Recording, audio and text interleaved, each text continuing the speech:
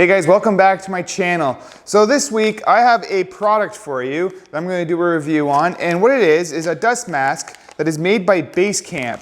So Basecamp, they reached out to me and offered to send me this mask in exchange for a review video, and I agreed. Seeing that we're in the COVID-19 era and masks are pretty popular, everyone around the world needs a mask right now, so I thought, heck, you know what? This is a good time to do a review on a mask. And also in the shop, it's wise to be wearing one as well.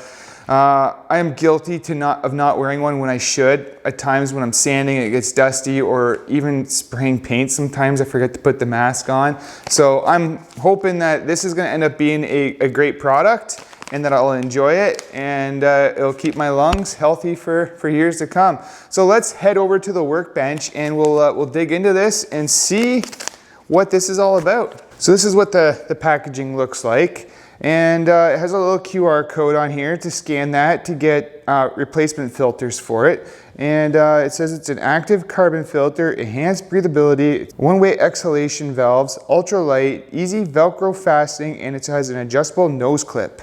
So we flip it over, and on the back it just has some instructions on how to fit it, and it tells you here when to replace a filter, and it says here that you'll get 30 to 40 hours of continuous use in light dust exposures, and then it says you'll get 50 to 60 hours of continuous use when protecting against allergens, pollutants, or odors. So this here, if you're using it to protect you from the COVID, you'll get about 60 hours. And if you're using it in your shop to protect you against sawdust or paint fumes and stuff like that, you're looking at about 30 to 40 hours. And then here it has suggested applications. So it says it's for particulates like grinding, sweeping, sanding, bagging, mowing, vapors, and contaminants, painting, varnishing, pollution, mechanic work, public safety work, medical use, and allergens like gardening, odor activities, and animal grooming. And then it has some instructions on how to clean it and how to replace your filter. So let's get into this. It just has a nice little zip lock in the top to open it. And inside you'll find a strap, two straps actually. I'm not sure exactly what that's for, but it's an elastic band. We'll probably find out more once we get into this. So there's one mask. Velcro on it. Sorry, getting the camera. Oh, and it looks like it has a filter inside of it already. Okay, yeah, it's got a nose piece that you can bend.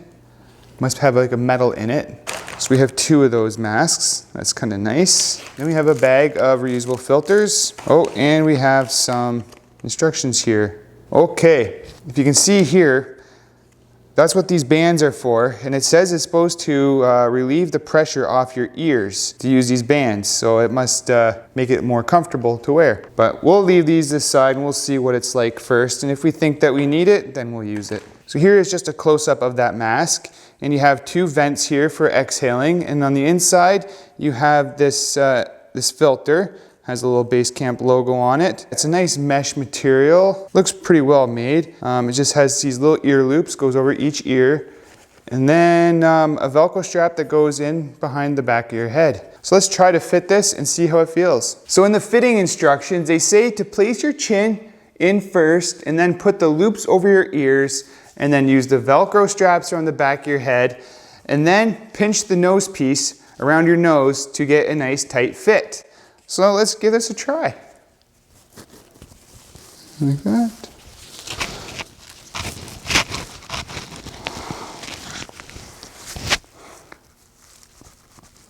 That actually feels quite nice. Now, I don't know how we would test this. I mean, time will tell. If I end up getting cancer, then the mask didn't work. Maybe? I don't know. So let's say 30 hours have passed and it's time to change your filters. And it's pretty easy, it looks like. Inside, where the two exhale vents are, there's arrows on here, so you have to turn it counterclockwise to open. Okay, I can feel that it pops out.